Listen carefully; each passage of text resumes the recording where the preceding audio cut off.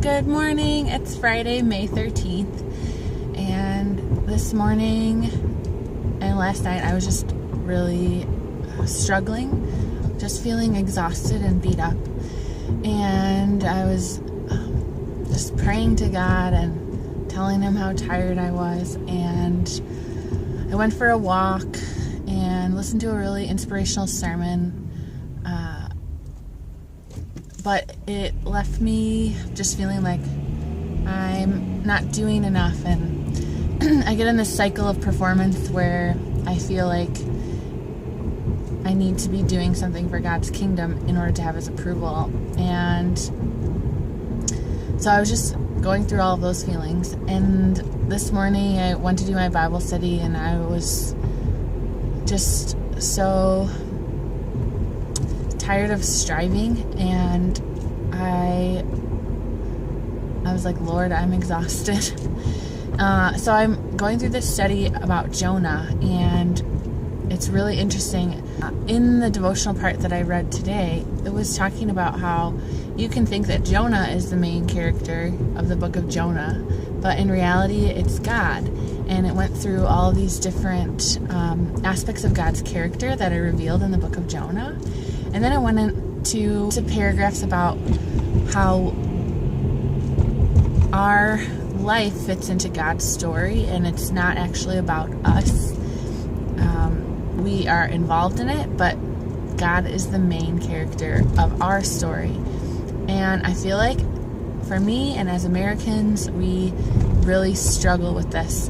But it's not like God needs us to worship Him and like He needs to be number one. The fact is that He is number one. And when we realize that we are a part of God's story and that it really isn't about us, it's about Him, we actually have the most freedom.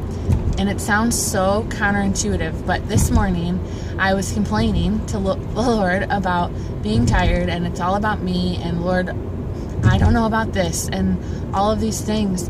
But when I read this piece, and then I looked at the characteristics of who God is, and I read about our lives being intertwined into His story, we have such purpose, and we don't have to be responsible for everything going a certain way, and we don't have to manipulate and orchestrate, and instead there's such freedom in just being and then aligning ourselves with God and what He's doing and knowing that He is good, so we get to be a part of the best story possible for our lives.